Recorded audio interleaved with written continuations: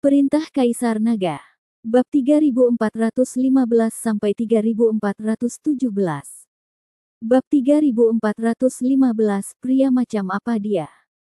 Chen Ping melirik orang-orang dari Sekte Yupu, lalu berkata kepada Bai Qian, bantu aku, bunuh semua orang ini. Aku khawatir ini agak sulit bagiku.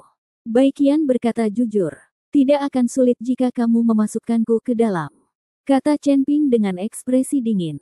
Bai Qian melihat ekspresi Chen Ping, dia belum pernah melihat Chen Ping dengan ekspresi seperti itu sebelumnya. Kamu. Bai Qian memandang Chen Ping, apa yang dapat kamu lakukan?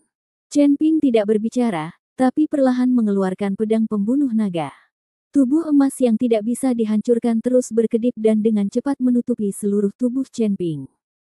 Meskipun Chen Ping hanya memiliki kekuatan alam kesengsaraan tingkat pertama, aura yang meledak pada saat ini sangat menakutkan. Mata Bai Qian membelalak dan dia menatap Chen Ping dengan heran. Chen Ping, sebaliknya, mengarahkan pedangnya ke Sekte Yupu dan berkata, kamu menyakiti orang-orang di sekitarku, jadi kamu pantas mati. Pria botak itu juga terkejut dengan aura Chen Ping, tapi dia dengan cepat bereaksi dan mendengus, wah, kenapa kamu berpura-pura menjadi keren? Kamu tidak harus menjadi biksu tingkat pertama di alam kesengsaraan, beraninya kamu mengatakannya kata-kata sebesar itu. Ya, mata Chen Ping sedikit menyipit, dan matanya dipenuhi dengan niat membunuh. Orang-orang ini menyakiti Ji Yun dan Huo Feng, Chen Ping tidak akan pernah menahan diri. Kekuatan naga suci terus-menerus disuntikkan ke dalam pedang pembunuh naga, dan seberkas cahaya keemasan bersinar. Segera setelah itu, Chen Ping menebas dengan satu pedang. Ledakan. Segera setelah pedang itu ditebas, terdengar ledakan auman naga, diikuti oleh cahaya pedang yang naik ke langit, dan naga emas yang terlihat dengan mata telanjang meraung. Melihat naga emas yang mengaum, orang-orang di Yupumen sedikit bodoh. Mengaum. Naga emas itu jatuh dari langit dan berubah menjadi cahaya pedang yang tak terhitung jumlahnya lagi. Sembunyikan dengan cepat. Ketika pria botak melihat ini, dia meninju dengan sekuat tenaga, menciptakan penghalang, dan pada saat yang sama berteriak dan mulai mundur. Sayang sekali Baldet terlambat mengingatkannya. Tak satu pun dari mereka menganggap serius Chen Ping, biksu tingkat pertama di alam kesengsaraan. Kepulan-kepulan. Sinar pedang yang tak terhitung jumlahnya ditembakkan, dan 3 murid tingkat ketiga dari Sekte Yupu di alam kesengsaraan langsung dipotong-potong oleh sinar pedang dan langsung berubah menjadi tumpukan daging. Ada juga beberapa murid tingkat 4 di alam kesengsaraan yang kehilangan lengan dan kaki dan jelas terluka parah. Melihat situasi anak buahnya, pria botak itu merasa sedikit bodoh. Apakah ini pedang yang dipukul oleh biksu tingkat pertama di alam kesengsaraan? Kekuatan sialan ini terlalu luar biasa. Pria botak itu mengerutkan kening, dan ada sedikit kepanikan di matanya. Saat ini, dia juga terkejut dan matanya membelalak. Dia tidak pernah menyangka Chen Ping bisa sekuat itu. Biksu tingkat ketiga dan keempat di alam kesengsaraan seperti semut di depan Chen Ping. Ini agak keterlaluan.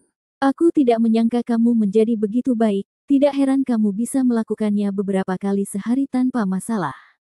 Bai Qian menatap Chen Ping dengan mata ambigu dan berkata, jika Bai Qian bersama Chen Ping sebelumnya, itu hanya untuk memanfaatkan garis keturunan naga Chen Ping. Pada saat itu, Bai Qian memandang Chen Ping dengan sedikit cinta. Ketika Chen Ping mendengar kata-kata Bai Qian, dia langsung terlihat malu dan berkata, berurusanlah dengan pria botak itu dan serahkan sisanya padaku. Oke, aku mendengarkanmu. Setelah Bai Qian selesai berbicara, dia melihat kepala botak itu. Pada saat ini, pria botak itu panik dan buru-buru mengancam, Putri Rubah, kami adalah anggota Sekte Yupu. Jika kamu membunuhku, Master Sekte kami tidak akan melepaskanmu. Dan kamu juga tahu metode Sekte Yupu kami. Kamu akan merasa lebih baik ketika saatnya tiba. Bah, aku paling membencimu dari Yupumen. Kamu hanya tahu cara menindas wanita. Pria macam apa kamu ini? Setelah Bai Qian selesai berbicara, dia bergegas menuju kepala botak. Bai Qian sangat cepat, dia tidak mengeluarkan momentum sama sekali, dia juga tidak menggunakan kekuatan spiritual atau sihir apapun, dia hanya menyerang ke depan dengan normal. Namun meski begitu, Ada beberapa bayangan yang tertinggal di belakang Baiqian, yang menunjukkan betapa cepatnya Baiqian. Bab 3416 tambah berapa kali? Baldet tidak punya waktu untuk bereaksi, Baiqian sudah ada di depannya. Pria botak itu mencoba yang terbaik untuk menepis telapak tangannya, mencoba memblokir Baiqian, tapi Baiqian mengguncang tubuhnya sedikit dan langsung menghindar. Lalu dia menendang tubuh bagian bawah pria botak itu. Engah. Tendangan yang tampaknya biasa ini mengubah pria botak itu menjadi seorang Kasim. Ah! Rasa sakit yang hebat membuat kepala botak itu menjerit. Baiqian, Master Alam Kesengsaraan tingkat 6, tidak memiliki kekuatan untuk melawan di depan Baiqian, Master Alam Transendensi Kesengsaraan tingkat ke-7. Dapat dilihat bahwa orang-orang dari Sekte Yupu ini, menggunakan sihir jahat untuk mengumpulkan yin dan mengisi kembali yang untuk meningkatkan wilayah mereka, tidak ada gunanya sama sekali, dan kekuatan mereka yang sebenarnya belum tercapai. Terlebih lagi, tanpa menahan diri dan menghadapi persaingan hidup dan mati, itu tidak akan berhasil jika Anda hanya meningkatkan wilayah Anda dan tidak memiliki kekuatan tempur yang sebenarnya. Kalian pasti tahu kalau Baiqian, sebagai satu-satunya wanita di antara 3 penguasa dan 4 raja, selalu didiskriminasi. Dan dia sering diintimidasi. Jika bukan karena bantuan Huo Feng Xichang, Baiqian mungkin tidak akan mencapai level ini. Sekarang Baiqian mengambil langkah demi langkah, berlatih terus-menerus untuk mencapai alam kesengsaraan tingkat ke-7, yang berbeda dari menjadi botak. Sangat lemah. Ketika Chen Ping melihat pria botak itu ditendang oleh Baiqian, dia berhenti berkelahi. Dia terkejut dan berkata, jika kamu tahu dia adalah pria yang tidak berguna, aku tidak ingin kamu melakukan apapun. Aku akan melakukannya, berikan sendiri padanya. Keluar. Baiqian tersenyum, lalu melangkah mundur, kamu bisa melakukannya sendiri, aku hanya ingin mengaguminya dan melihat betapa kuatnya kamu.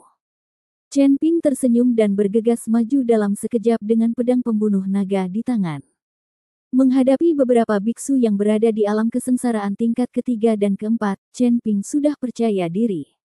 Seorang biksu dari alam kesengsaraan tingkat pertama, bertarung melawan 4 atau 5 biksu dari alam kesengsaraan tingkat ketiga atau keempat. Tidak ada yang akan mempercayai ini kecuali mereka melihatnya dengan mata kepala sendiri.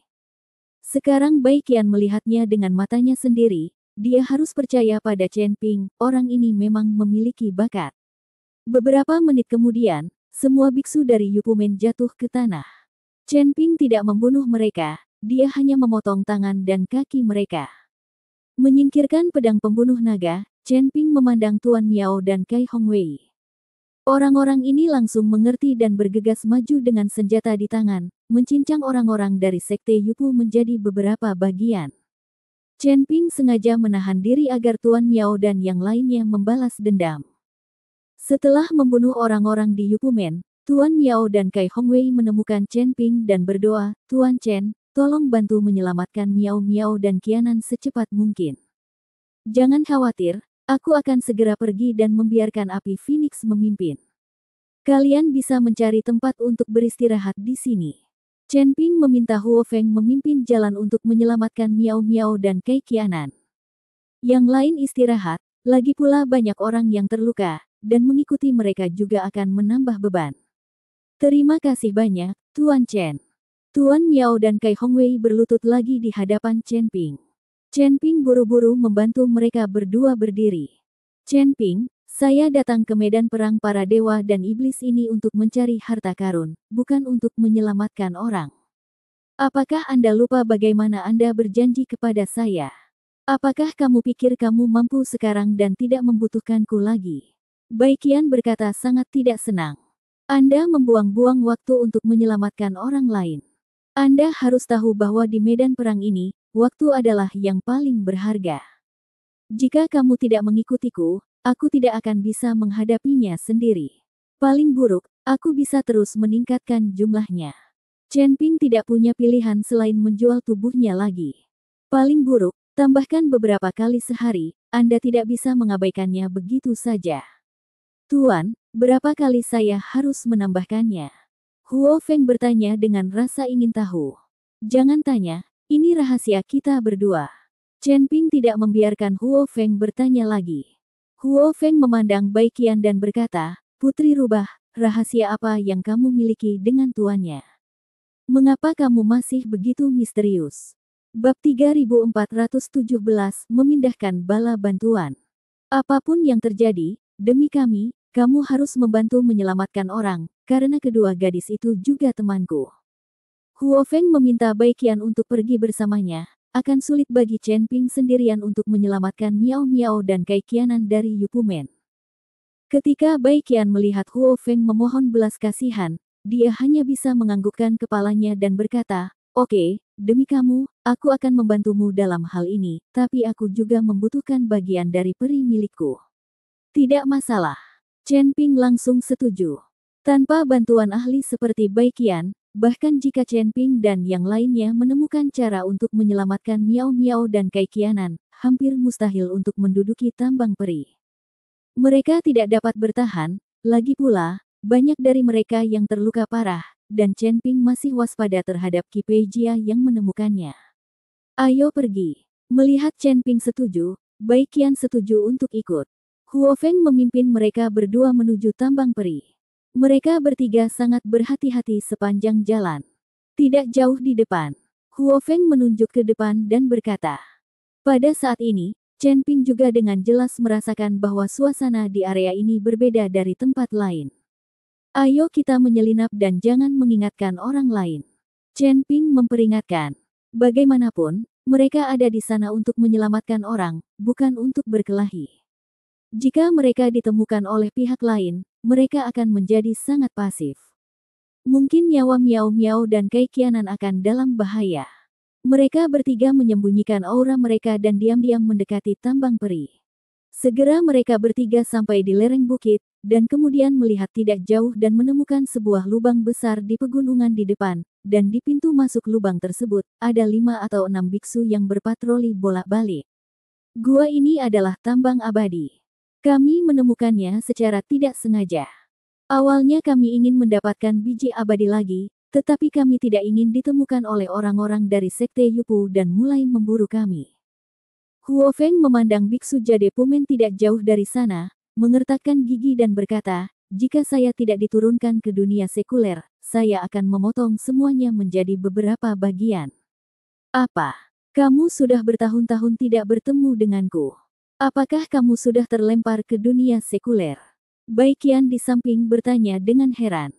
Huo Feng mengangguk, dan Bai Qian ingin terus bertanya, tetapi saat ini, sekelompok orang berjalan menuju gua. "Berhenti bicara, seseorang akan datang." Chen Ping segera menyuruh Bai Qian dan Huo Feng untuk berhenti bicara. Ada lebih dari 20 orang dalam kelompok ini, semuanya mengenakan pakaian berwarna merah tua dan topi di kepala mereka. Penampilan mereka tidak terlihat dengan jelas, tetapi mereka jelas berasal dari geng yang sama. Seorang anggota dari Sekte Gadis Giok. Melihat orang-orang ini datang, Bai Qian mengerutkan kening dan berkata, "Gerbang Gadis Giok, apakah ini semua wanita?" Chen Ping bertanya dengan heran. Bai Qian mengangguk, "Mereka semua wanita. Sekte Gadis Giok bekerja sama dengan Sekte Yupu. Kedua sekte ini sering mendamaikan yin dan yang satu sama lain. Kali ini Sekte Yupu menemukan tambang peri, dan tanpa diduga, semua orang dari Sekte Gadis Giok juga ditemukan." Wajah Bai Qian terlihat sedikit jelek, dan ketika berbicara tentang Sekte Gadis Giok, Bai Qian tampak sangat marah. "Bah, wanita-wanita cantik sialan itu semuanya anak hilang. Aku sudah mendengar tentang Sekte wanita cantik ini bertahun-tahun yang lalu." Setelah Huo Feng mendengar gerbang Gadis Giok, dia meludah dengan keras. Agak sulit untuk menanganinya sekarang. Tiba-tiba ada begitu banyak orang. Saya khawatir akan sulit bagi kita untuk bergabung untuk menyelamatkan orang.